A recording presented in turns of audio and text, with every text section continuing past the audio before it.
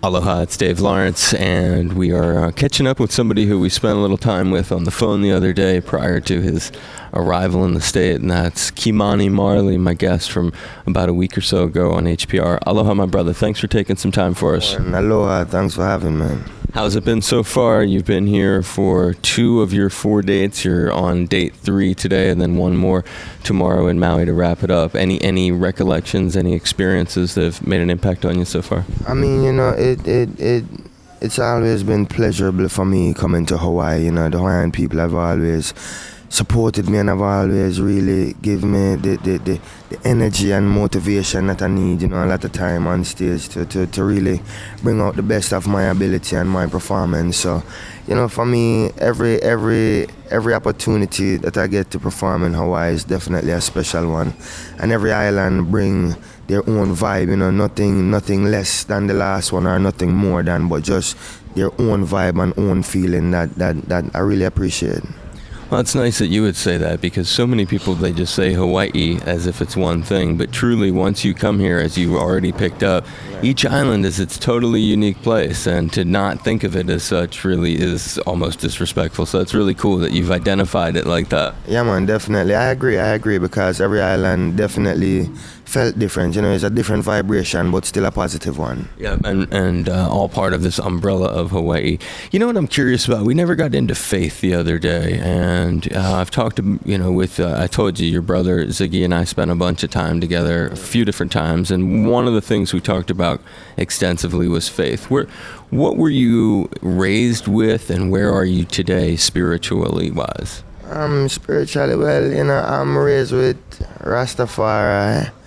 And I'm also raised in a Christian home, which there are definitely similarities there, with few different things. But as far as me, my faith is concerned, my faith resides in His holy place, So for me, I don't get into religion, because first of all, we said that Rasta is a way of life and not a religion. So for me, faith is just really living upful, living right, living just amongst your peers, your neighbors, and everyone you come across with. So my faith is a way of life, is Rasta. Yeah. Is there something that you see as a guiding principle or force other than if it's not spirituality? Because I know what you mean, because my spirituality is sort of homespun myself too, and I don't know that it's attached to any organized thing. Is there another driving force that sort of informs you? Apart from the Bible, we take the Bible and just try to really, how would I say now, dissect it in our own light and really make sense of it. But, the Bible can't be the only book you study. There are many books upon books that you have to study in order to come to a central place, a central understanding, of this whole purpose of our being on earth. So, it don't really rest in one place. You really have to study even Buddhism and, everything else to kind of, get that centerpiece, I would call it. So as a kid, you were raised from your earliest memories, though Rastafarianism was something that was practiced in your home. What's your earliest memory of it? For me, it was more Christianity, because I was raised with my mother's mother, Thelma Henlan, who is a strong Christian. So for me, growing up was going to church with my grandmother and studying Christianity. And then coming home now to speak with my uncle and his brethren about Rastafari, and being able to make comparison of the two, and then, just try to formulate it for myself, So there's elements of both Christianity and Rastafarianism, and you've sort of blended them together in what has become, your own mantra. So to speak. Right, well, it sounds like it, and there's nothing wrong with that. That's the way of any true shaman. Yeah, there you go. When you think of early musical recollections, if you grew up and you say, when I asked you what's your earliest spiritual recollection, it was in a Christian home. What's the earliest musical recollection?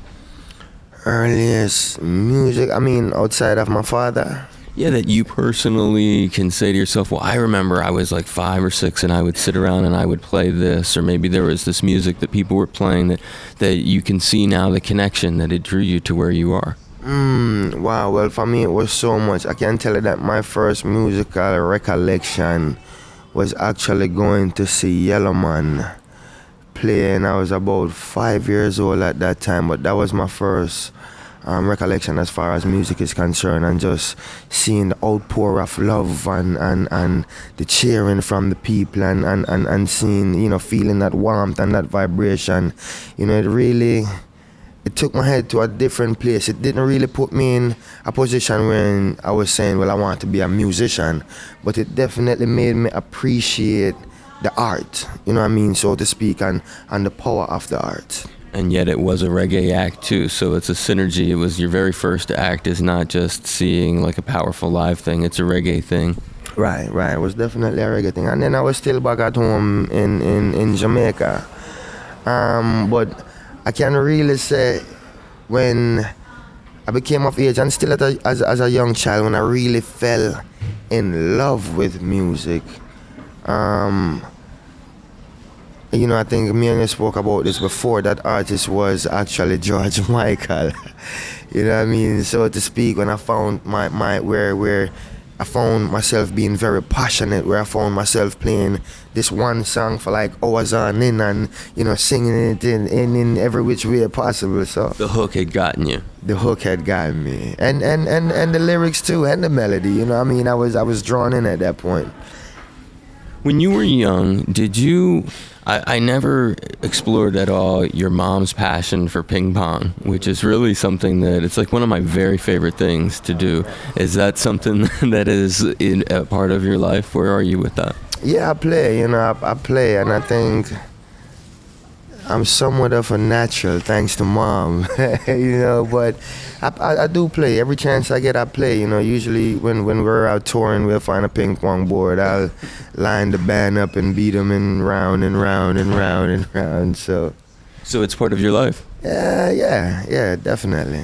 That's cool. That's a fun thing to have, and it's an interesting sport, if you will. I never realized that people could play it like a sport like that. That someone could be like a tabletop champion. You did this book, and that's another thing that we had a lot of stuff to talk about last time, and we never talked about Dear Dad. And I've since our interview come across quite a few different articles where it appears you're unhappy with this cat that you collaborated with on the book. And I wanted to hear it from you where you were. And if it's not something that you're real hip to talk about, you don't have to talk about it. Yeah, we can talk about it. Yeah, I just was like, I keep reading these articles and I'm like, what's the deal? Are you unhappy with the book, or? Well, I'm not at all unhappy with the book. I'm very pleased and very proud of the book. The book actually did exactly what I wanted it to do and what I needed it to do, and a part of that was very therapeutic for me myself, because a lot of things that I may have thought that I released off in my earlier life, such as losing my father, such as my early living condition, such as even not being able to attend my father's funeral. Some of the things that I thought that I was rid of long time ago, in writing the book, I realized that I wasn't rid of yet. And for me, I say it all the time, for me, I will never bring my burden upon someone else, but will always accept someone else's burden with open arms. So for me to really be able to express myself, and then to get it to the people that I wanted to express myself to, and not being able to do it verbally, but given the opportunity to release it in the book, was very relieving. So as far as the book is concerned, I'm very proud now. Where the publisher is concerned, there were a few little things that I wanted to edit. Not because it was incorrect, but because, after doing the first edit and giving it to my sister, Sedella, to read, and having a heart-to-heart conversation, which when she first read the book, she said to me, Kim, this sounds like a conversation that me and you should be having versus you letting it all out in a book. And you know, it was very rewarding for me, for my spirit, when she said that, because that's exactly what I wanted, and maybe didn't know how exactly to go about having that, you know what I mean? So I wrote it in a book, and also I did a book because I wanted the people who took the time to listen to Kimani to be able to understand who Kimani is and where I'm coming from and what my upbringing is, and not just sit and say, well, you cannot sing of the struggle, you cannot sing of coming out of the ghetto when your father is Robert Nesta Marley and he's the king of reggae and he's this and he's that and he's that. Yes, all that you have said is true. My father is the king of reggae. My father still is a very wealthy man. But me, Kimani, the individual, was raised in a different conditions than what most people on the outside would look in and expect. You know what I mean? So the book for me in that aspect was very important to write, you know what I mean? So people knew who exactly they was listening to. And that goes for the people who took the time out, who appreciate me, and the people who just sit and listen to make their critique, you know what I mean, and not really knowing the individual himself. But so there was a few things that I wanted to change. When I went back to the publisher, he felt as though that those things were more controversial and, you know, would help to sell the book and everything else. And then my thing was, you know, this is my story, so therefore I shall have the right to tell my story how I want to tell my story and not what you may feel is right, you know. And so that was my discrepancy with the publisher. Did you feel like it brought you, when Cedella saw what you had written, it was almost like maybe she saw a lot of the pain that you felt, and did it bond you to her? Or are you closer with her as a result? We always had a family bond, you know. The bond was always there. I think the book did show them, express to them the pain, because a lot of things that they read they didn't know, because I've never said it to anyone, you know what I mean? And as far as a lot of things that I went through as a child, which, you know, there's still a lot of things left out of the book. The politics must be thick of being a Marley. The politics behind it all, to be, I mean, you know, it's got to be somewhat stressful what you can and can't say about the family. I mean, I've got to feel like, you know, because it sounds like you were, you know, some people portray it, the exiled Marley, you know, in some of these stories, you know, and it was really, I learned so much reading these, and it was touching, you know, it really changed my whole opinion of... There is no exile. There's no exile Marley or none of that, you know. People tend to form their own opinion. No, I am a person with my own opinion, and sometimes, you know, just like with any family, there are discrepancies. You know, your brother and your sister fight, and you know, if you're loving and strong, you fight and you get over that fight and you move along together. You know, you may have times where I'm not talking to you for a month or two, but we always know in each other if the day come and, you know, Stephen was to say, yo, listen, I need you here or here.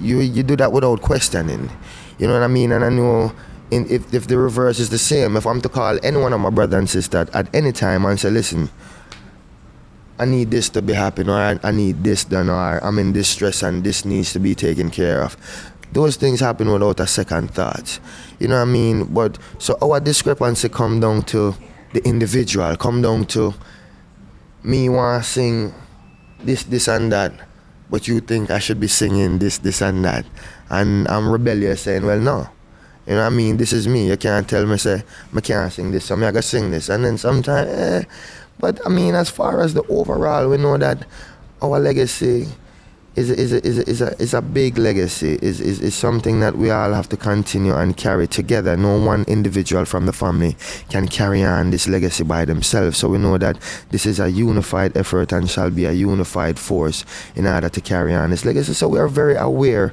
of what we need to do and what needs to be done, and we make sure that we take those steps and doing that in an effort of still to this day trying to make our father proud.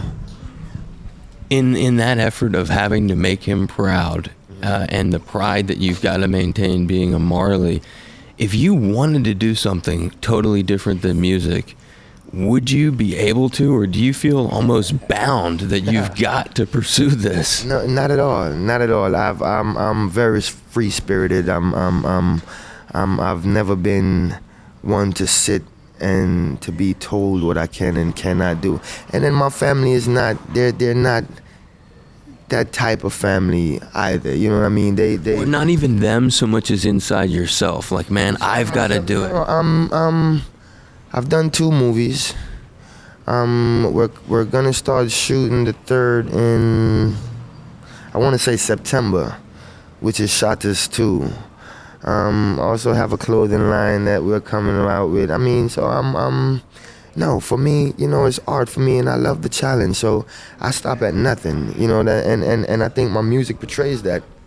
I'm coming from a reggae background, but reggae is the root of what I do, but I like to color it with a lot of different things, such as hip-hop, such as soft rock, such as jazz, such as dancehall, you know what I mean? So that's me. I like to express myself freely and being able to let my vibe and my energy and your vibe and your energy and the Hawaiian people and everywhere else influence me. And therefore, once again, I could come back now and relay these messages freely to you. For me, you know, the box has always been something that I hate. We know that not everybody listens to reggae, not everybody listens to hip-hop, not everybody listens to rock, but everybody listens to music. You know, so as far as if I have the creative ability to sing opera to you and relay my message there, then so be it. I'm gonna do it.